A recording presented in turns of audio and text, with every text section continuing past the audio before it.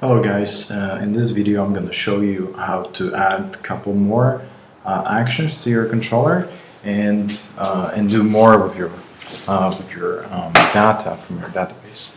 So far we created a show page and where we display each user. We also created a new page and we created an action in controller that actually creates our users. And you can see those all those actions here: show, new, and create. So how about we also create a new action in the controller that can list our users. So we have the list of all users in our website. So let's go ahead to our test file and open and create new test. Describe index. Let's go index 2 before we go to users path, and that's it actually. So don't forget about curly braces, of course, around our link. So before visit users path, of course. And we can say it because we have set our subject to page. So we can say it is of page should have content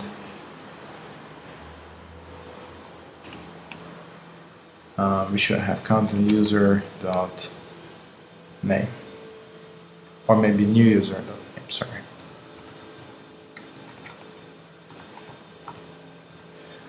So this new user we created before using our factory girl, as you can remember. The thing is, this will not work, and this is specific to factory girl.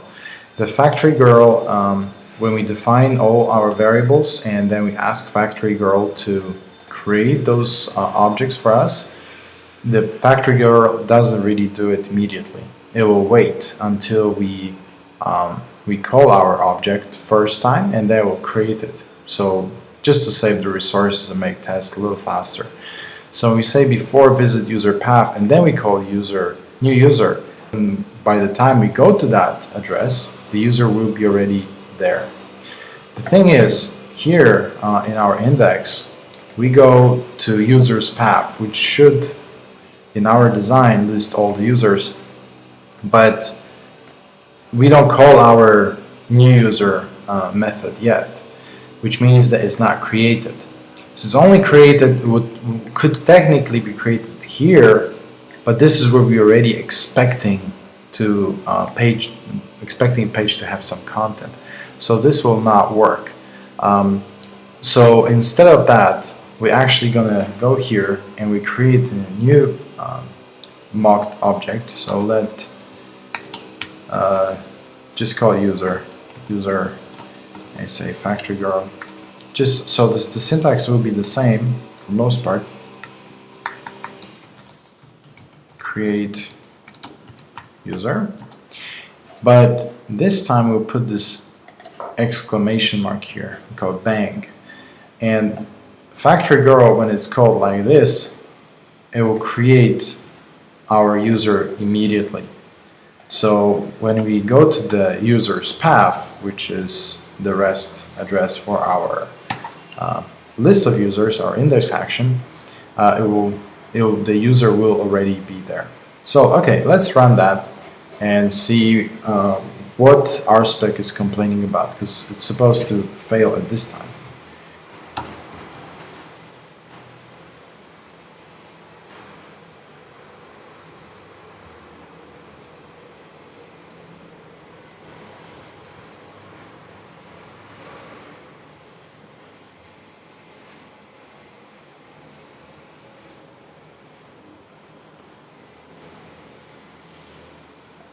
Oh, I made a typo when typing create. I just typed create.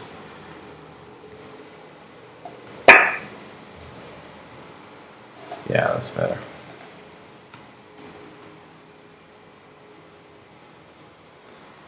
Yeah, be careful of those typos. They happen occasionally.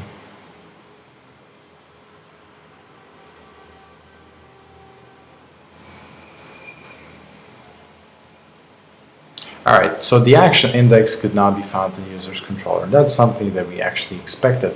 So let's go ahead and create find index and always close your blocks with end. And we can run rspec now.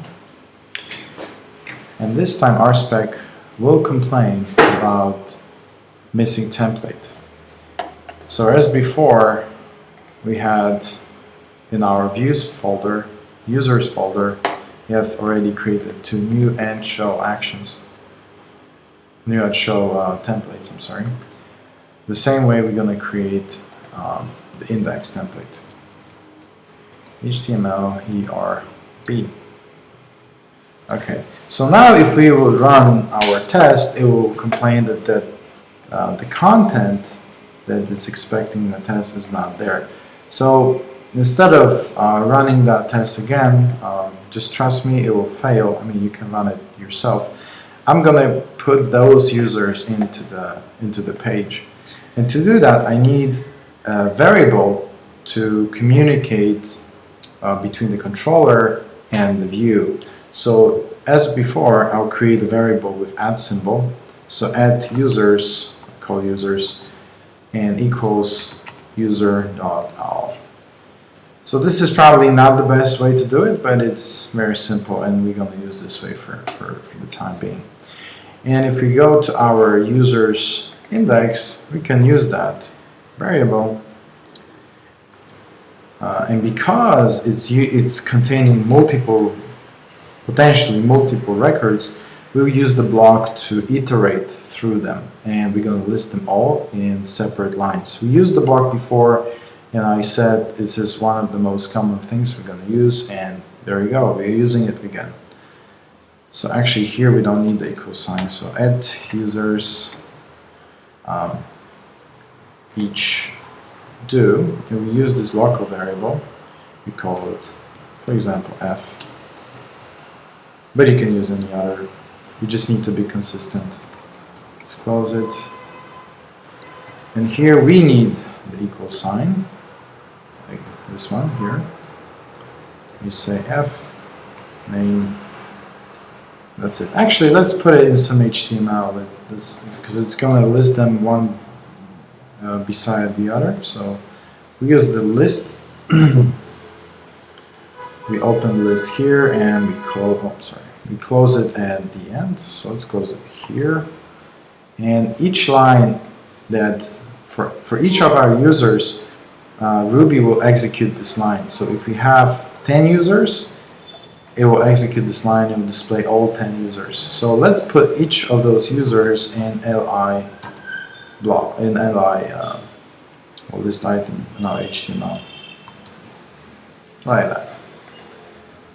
Okay, and we can run the rspec, but because it's running so slow, in the meantime, I'm gonna show you the local host. Yep. Oh, we need to start a server. Oh.